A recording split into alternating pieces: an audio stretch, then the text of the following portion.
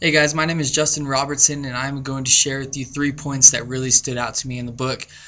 First off, I just want to say that I absolutely love this class. I've had a lot of fun learning and reading the book. It's very important to me because I feel like being a contagious Christian, we are called to be a contagious Christian. Yet a lot of us, including myself, 99% of the time, I don't always act like that. I feel like when I'm not being a contagious Christian, I'm not sharing the gospel. I'm not reaching people who need to be reached. So being able to take a class that is meaningful and has a lot of purpose, and I'm able to use everything that we learn in this book and apply it to my life immediately. So I've been very excited to be learning all this and actually be able to apply it to my life. The first point that I would like to cover is the barbecue first principle. This was stated in the first part of our chapter. The barbecue first principle is talking about taking time with friendships and relationships with other people. It's very important for us to have a friendship or have fellowship time with somebody before we really start going into the spiritual side of things and leading them. A lot of people are not very open to the idea of Christianity or a higher power, but it makes a lot more sense for us to create a friendship with them and become a trustworthy friend for them and take time with them to be able to open up with a spiritual side of our lives. The guy, Scott, who told this story, talked about how his one of his friends, he used to be a very bold and first impression, this is what I have to do. I have to open up the moment I meet somebody. He ended up trying a different route with somebody, and he had to learn the hard way. But he started making a friendship with them, and started to care about them, started to care about his friendship with them. And they just went to movies, they went to dinner, they had, they went on coffee dates with his wife and his other friend, and they got to know each other on a personal level before he started opening up the gates to spiritual side of things. So I think that's a great way to approach things. I've been trying to work on that and not be very bold about it the first time I meet somebody or the first 2 times we hang out, but to really build a friendship that will last and a friendship that we can actually open up that side of everything. The second part is risking your reputation. I think it's funny because in high school I thought reputation was everything.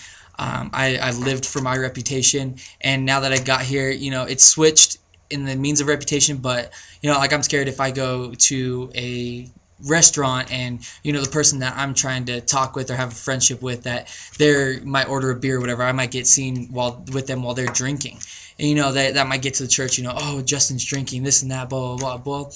I kind of been reading through this, and the Bible talks about how Jesus was claimed as a drunkard, and that kind of hit me hard because it was like, wow, like we're doing the same exact things. Why shouldn't we be reaching those people, the prostitutes, the tax collectors, all these people that they were reaching? The Bible, they may have got called and told that they were doing this, but and acting this way, but in reality, we know where we're at with God. We know our hearts and our desires, and God does too. And if we're doing it for the right reasons, we're going to glorify God in every means, in every way possible, no matter what people say. So we have to be willing to risk our reputation.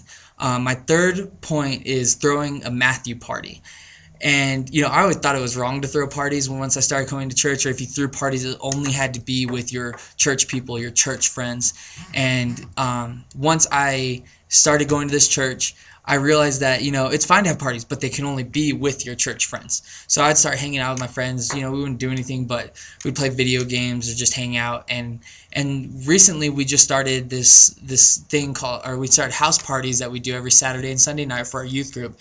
And it's been really opening up my eyes to be able to, we're able to have a party, we're able to have fun, but we're not only trying to have fun for ourselves, but we're showing other students, other high school students that, being a Christian isn't this uptight, really low life kind of life to live. It's actually a lot of fun. We can party, we can have fun without alcohol, without drugs, without all these things that will alter our lives in so many different directions.